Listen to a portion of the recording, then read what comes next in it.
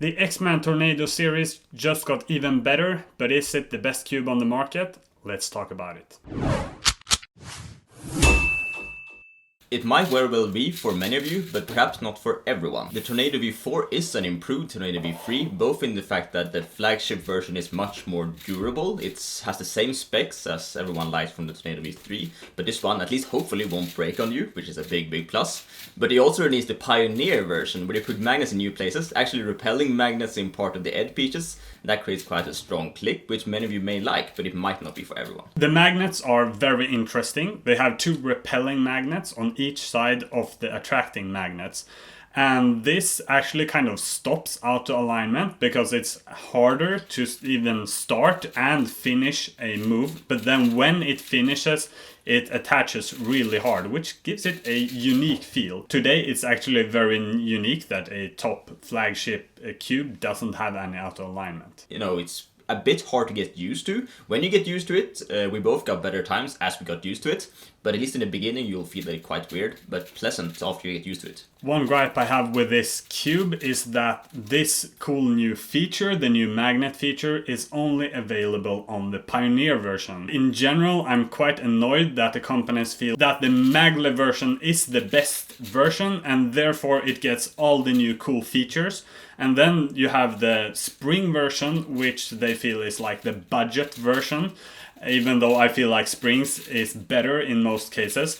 And that means if I want springs, I can't get all these cool features. So we just don't know today if the best combination of Tornado would have been a spring with this new magnet system. And we simply can't know that, so I kind of feel like it sucks that they don't include all features in the flagship version. Indeed, I feel it's a shame. I have always liked spring cubes better than maglev cubes for its more controllable feeling and its for higher amount of flexibility. So I would really like to try a spring version with all the new tech and perhaps even UV coating and so on. But unfortunately, we can't do that, at least as of today. The flagship version is much more flexible. It's a big difference. You can clearly feel when you're switching from the flagship to the Pioneer. And the Pioneer does have quite a bit worse corner cutting. Compared to other cubes in today's standard, the Pioneer version actually has kind of mediocre corner cutting. Indeed, while the flagship has very good corner cutting. Otherwise, specs-wise, the cube ticks many of the boxes. I think it's a very reasonably fast puzzle, which is not uncontrollably fast, but not slow in any regards. It's a very pleasant speed. The cube will never pop. It has very rare problems with corner twisting, but you won't have any major issues with corner twisting. And also one big plus is that corner twist will not change the magnet strength of the cube, which it did on the V3 version. Because now when the magnet adjustment settings are in the corners, that means that corner twist will not affect your settings, your chosen settings, and that's very good. By the way, if you want to buy this cube, order it at Cuboss, link below, and you can use the code TornadoV4 and you'll get 10% off your purchase. Speaking of the settings, one big difference they made here is that you can now adjust the magnets on the corners instead of the edges.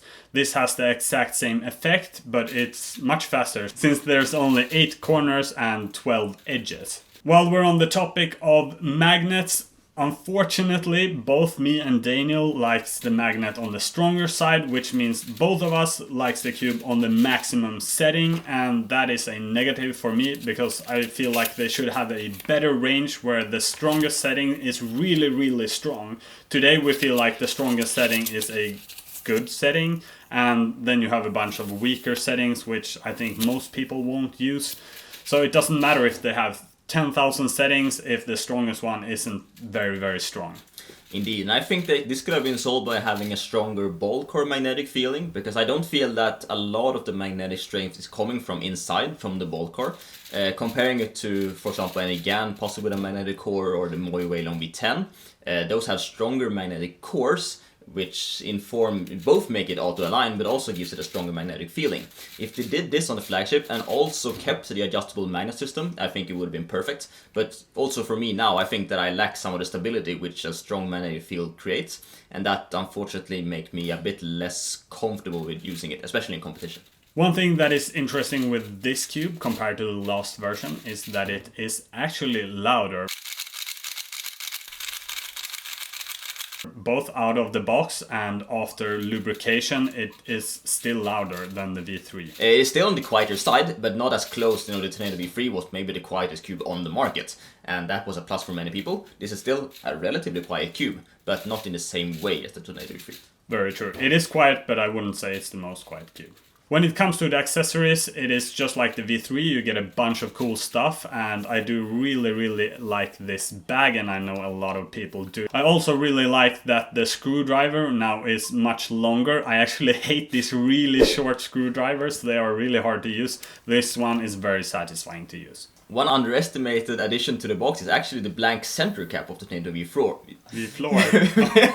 One thing I also really like is that they include a blank center cap in the Tornado V4.